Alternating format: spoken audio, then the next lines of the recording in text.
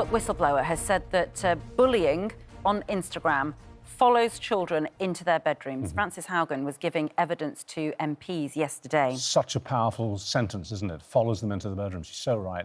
Obviously, they're scrutinising a draft of this online safety bill, which aims to regulate social media companies, and it's about time.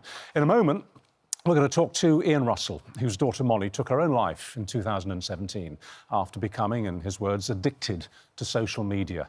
But first, Kira Duncan has a reminder of that tragic story. Joining us now is Molly's father, Ian, and former Love Islander, Amy Hart, who you saw in that report. And Ian, it was interesting because you were just listening to what we were saying, and you were saying, actually, that in Molly's notes, she'd said she felt trapped. She didn't say she was addicted, but she said she felt trapped. But the word addicted has actually come from Frances Haugen, who says that the data from Facebook itself proves that they know that their users have the same response to things on Instagram, like an addiction. Exactly what she said. And she said that that sort of addiction, the Instagram, Facebook research has shown peaks at the age of 14. It's about 5.5%, 6% of 14-year-olds, according to Frances. And Instagram knows that. That's their research. That's their internal research that she's revealed through the papers that she's published. When you heard her extraordinary testimony, I mean, really was packing a punch. It must have underlined so strongly to you the fact that basically, and this is how I see it, your daughter was stolen from you.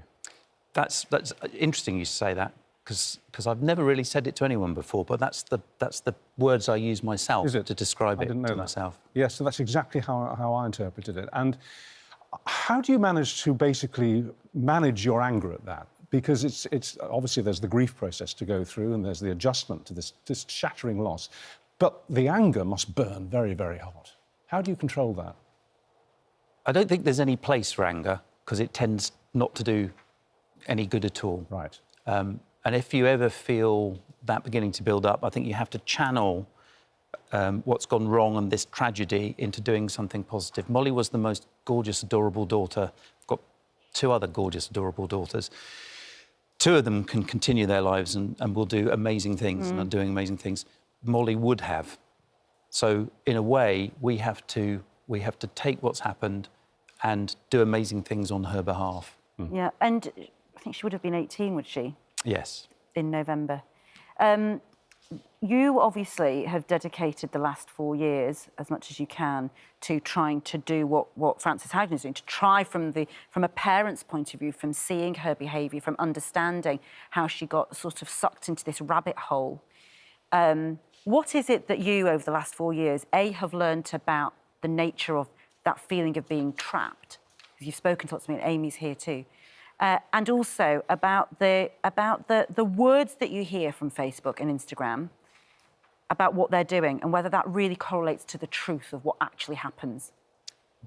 When Molly's story first broke, which was in early 2019, Adam Mosseri, who's the head of Instagram, was scrambled to the UK and he made some very bold statements. They changed their community guidelines and banned suicide and self-harm content on there. And he said that they're not in the place they should be and they would do as much as they can to change and move forward. And he also promised that he would share what they learn with people. Now, as the time goes on and revelations like Frances's are published, you realise that those words are hollow. And it doesn't seem to add up with the actions of a huge, ginormous, global, very powerful, very rich corporation. 9 billion, I think, was their profits. 17% increase. That was announced yesterday. And Amy, you were saying something when we were watching that report that. Well, say what you said, that if they banned... Yeah, if they banned everyone who posted content they shouldn't post, who trolled, who sent abusive messages, sent death threats, they'd have pretty much nobody left. And they wouldn't make any money, and that's why they won't do it. These social networks need to be more accountable. Just on a human level, can you describe to us what it's like? You come off that programme, Love Island, and you go online and you see one of the messages that we just played there for the first time. You see it for the first time. What kind of impact does it have on you? So the first one I ever actually saw was I got my phone back after like 6.5 weeks not having my phone and typed in Amy Hart Twitter, and the suggested search results were Amy Hart ugly, Amy Hart teeth, Amy Hart fat. And how did that... I mean, it's an obvious question, but how did that make you feel? That's literally, Like it being sort of punched. takes your breath away. Yeah. And it can, when you wake up in the morning at 7 o'clock and someone's taken the time at 6:30 a.m. to send you a barrage of awful messages, it starts your day off. So why not just come off Twitter? Because on one hand, it is my job now. OK. I have to, and also it is an addiction. I always say, it's like, you know when you've got a toothache and you bite just to check it still hurts a little bit?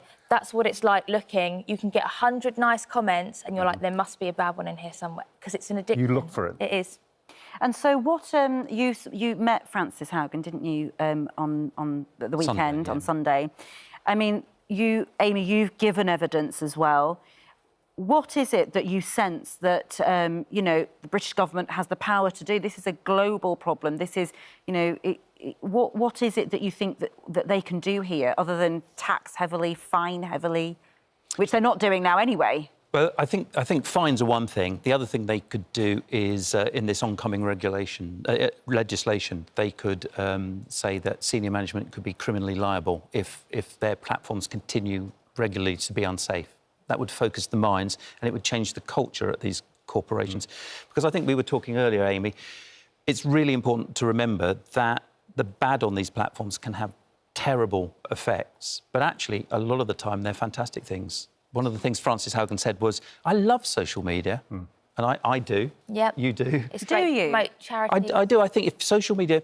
Another thing Frances Haugen said, we all loved social media before it was affected by the algorithms, and it's the algorithms the platform use, the programmes that decide what Absolutely. we see, that push this And bad it's content. because when you see, it's like an echo chamber. When you see more, even if it's bad stuff, it sort of sucks you in, doesn't it? And I think the longer you're on it, the more money they make, because that's the advertisers want to advertise to you. These algorithms, just to be clear, what she said in her evidence was that basically they take someone's tendency, maybe someone tends towards a right-wing viewpoint, and they will then be fed material which pushes them right to the limits of right-wing ideology.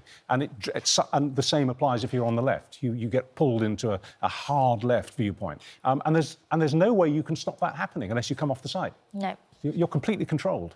Yeah, and they control everything. They, to the point of, you know, when you post, Instagram decide, like, you know, 1 million people could follow you. If Instagram want to show that to 5 people, they'll show it to 5 people. Like, they control absolutely So they have got the everything. power to change their model if they want to. And it's interesting what you say about criminal negligence, because, you know, if somebody falls off a ladder on a building site, there's corporate manslaughter. Yeah, You know, there's a ladder for a reason, there's scaffolding for a reason, there's rules and regulations for a reason. We like buildings going up, we like nice things, we like to look at them and we like to live in them. But we don't just allow people to fall off ladders, do we? No. And I think it's interesting because the online world has built this whole gigantic building site and we're all just wandering around in it without a safety helmet on.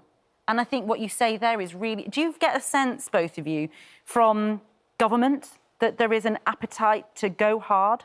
I think so. I think so as well. The committees we went and spoke to. And also MPs, they get so much abuse as well, so they get it Absolutely. firsthand. Well, Yes. exactly.